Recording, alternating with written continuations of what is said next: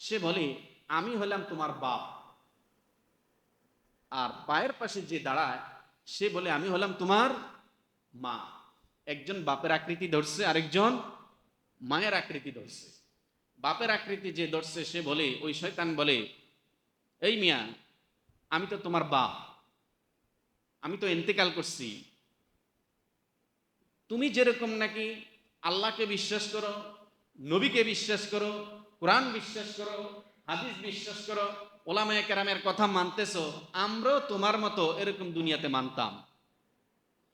কিন্তু এখন আমরা মরার পর দেখলাম সবকিছু বুয়া। নাউজুবিল্লাহ। পায়ের পাশে যে এসে যে শয়তানটা মায়ের আকৃতি ধরছে সেও এই কথাই বলে। এখন দেখেন, এই লোক বাবার কথা শুনবে, মায়ের কথা শুনবে, যেই বাপ মা তারা নিজেই নাকি ভুক্তভোগী, যে আল্লাহকে বিশ্বাস করার কারণে, নবীকে বিশ্বাস করার কারণে এখন তারা পরকালে শাস্তি পাইতেছে। ওই ব্যক্তি, ওই ইমানদার এরকম পেরেশানিতে পড়বে যে হায় রে, আমি কি এরকম বাপ মার কথা বিশ্বাস করব, নাকি এতদিন যা শুনে আসছি ওইটা বিশ্বাস করব। এটা হবে তার দুনিয়ার মধ্যে সর্বশেষ পরীক্ষা। শয়তান তাকে চক্রান্ত করে বেঈমান বানানোর সর্বশেষ কৌশল এখানে অবলম্বন করবে। তখন তার শক্তি সামর্থ্য নাই, শয়তানের সাথে সে মোকাবেলা করবে এই ধরনের মেজাজও তখন তার নেই, সে তো মুমূর্ষ। আল্লাহ রাব্বুল আলামিন বলেন, ওই কঠিন মুহূর্তে শয়তান যাদেরকে পেরেশানি করার জন্য চক্রান্ত করবে, আমি আল্লাহ আসমান থেকে, জান্নাত থেকে রহমতের ফেরেশতা পাঠাইয়া আমি আল্লাহ তাকে হেফাজত করব। আল্লাহ তাআলা কোরআনুল কারীমে বলেন, ইন্নাল্লাযীনা ক্বালু রাব্বুনাল্লাহু থুম্মা ইসতাকামু তাতানাজ্জালু আলাইহিমুল মালাইকা। আসমান থেকে রহমতের ফেরেশতা আসবেন। ফেরেশতা এসে বলবেন, লা তাখাফু ওয়া লা তাহজানু, ওরে আল্লাহর বান্দা, তোমার কোনো ভয় নাই, তোমার কোনো চিন্তা নাই। ওয়া আবশিরু বিল জান্নাতিল্লাতী কুনতুম তুআদুন। আল্লাহ আমাদেরকে পাঠাইছে, শয়তান তোমাকে চক্রান্ত করে বেঈমান বানাইতেছে, তুমি শয়তানের কোনো কথাই শুনবা না। ওরা তোমার বাপও না, ওরা তোমার মাও না, ওরা হলো ইবলিস। আল্লাহ আমাদেরকে পাঠাইছে তোমাকে জান্নাতের সুসংবাদ দেওয়ার জন্য। তো মোট পর্যন্ত যে এই কথা বলতে পারবে, ক্বালু রাব্বুনাল্লাহ, আমার রবকে আল্লাহ, সে যখন ইন্তেকাল করবে, হাদিসের মধ্যে আসছে, ইন্তেকাল করার পর তাকে যখন কবরের মধ্যে রাখা হবে, আল কবরু ইম্মা রাউযাতুম মিন রিয়াজিল জান্নাহ, তার কবরটা জান্নাতের টুকরা হয়ে যাবে। এবার আদম আলাইহিস সালাম দুনিয়ার আবহাওয়া সহ্য করতে পারতেছেন না। আল্লাহ তাআলা বলেন, আদম রে, দীর্ঘদিন জান্নাতে ছিলা, দুনিয়ার নাজ নেয়ামত, দুনিয়ার পরিবেশ তোমার সহ্য হবে না, আমি আল্লাহ ভালো করে জানি। তবে তোমার দুনিয়াতে স্থির হওয়ার জন্য, দুনিয়ার পরিবেশের সাথে খাপ খাওয়ার জন্য একটা কৌশল আছে আদম, আমি বলে দেই। সেই কাজটা করার পর তুমি দেখবে দুনিয়ার পরিবেশের সাথে তুমি খাপ খাইয়া গেছো। এবার আল্লাহ পাক রব্বুল আলামিন বলেন, আদম, তোমাকে সৃষ্টির আগে আমি আল্লাহ তোমাদের ইবাদতের জন্য, তোমার সৃষ্টির 2000 বৎসর আগে আমি আল্লাহ একটা ঘর বানাইয়া দিছি।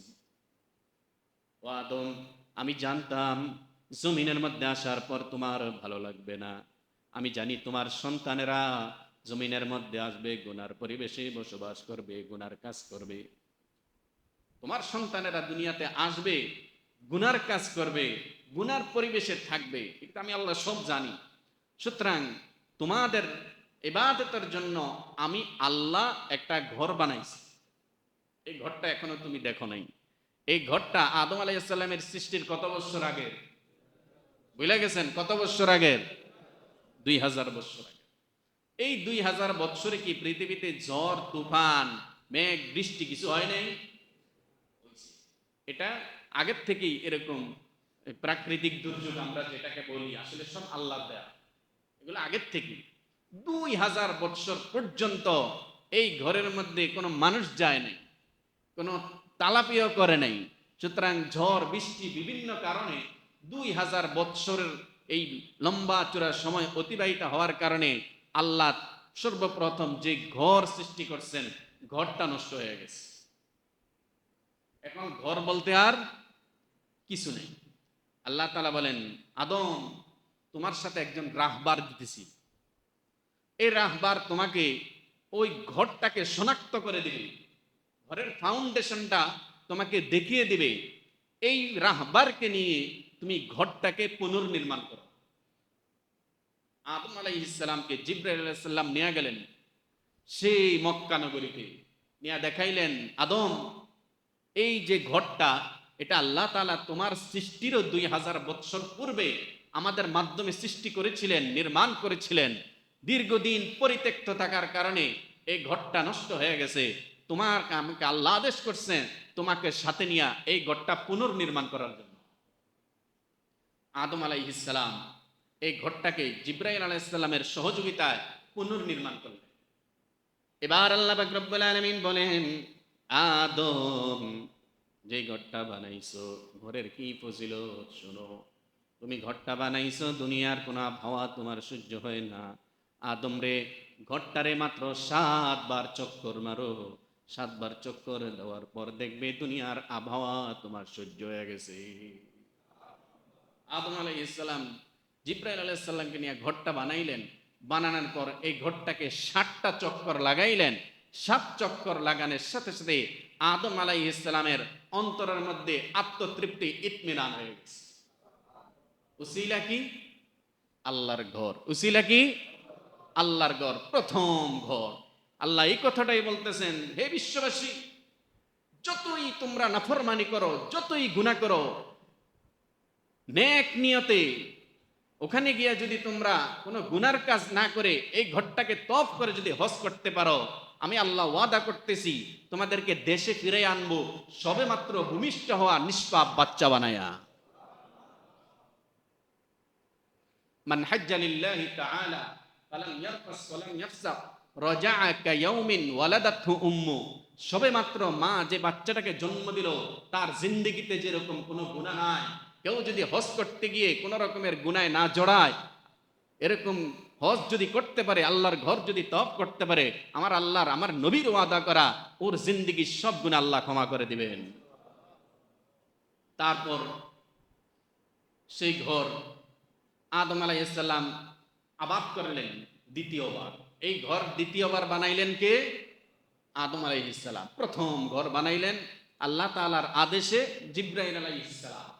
দ্বিতীয়বার এই ঘরকে পুনর্নির্মাণ করলেন বাবা আদম আলাইহিস সালাম। আদম আলাইহিস সালাম এর বংশ বিস্তার হচ্ছে, হাবিল কাবিলের ঘটনা আছে, ঝগড়াঝাটি হয়েছে, মানুষ হত্যা হয়েছে, কাবিল হাবিলকে হত্যা করলেন। এরকম চলতে চলতে চলতে চলতে হযরত নূহ আলাইহিস সালামের জমানা আসে। নূহ আলাইহিস সালামের জমানা, তিনি মানুষকে অন্যান্য নবীগণের মতনই মানুষদেরকে দ্বীনের দাওয়াত দিতেন। وقال نوح رب لا تذر على الأرض من الكافرين ديارا। নূহ আলাইহিস সালাম দীর্ঘদিন মানুষদেরকে দাওয়াত দিলেন। দাওয়াত দেওয়ার পর মানুষ মুসলমান হয় না। অল্প কয়েকজন মুসলমান হয়েছেন, বাকিরা কেউ মুসলমান হয় না। নূহ আলাইহিস সালাম আল্লাহর কাছে একটা দোয়া করলেন। সেই দোয়ার ইতিহাস, তিনি আবার ঘর বানাইলেন, এর ইতিহাস ইনশাআল্লাহ আমরা সামনে বলবো। আল্লাহ তাআলা আমাদেরকে বুঝার, আমল করার তৌফিক দান করুন। আমিন। ওয়া আখির দাওয়ানা।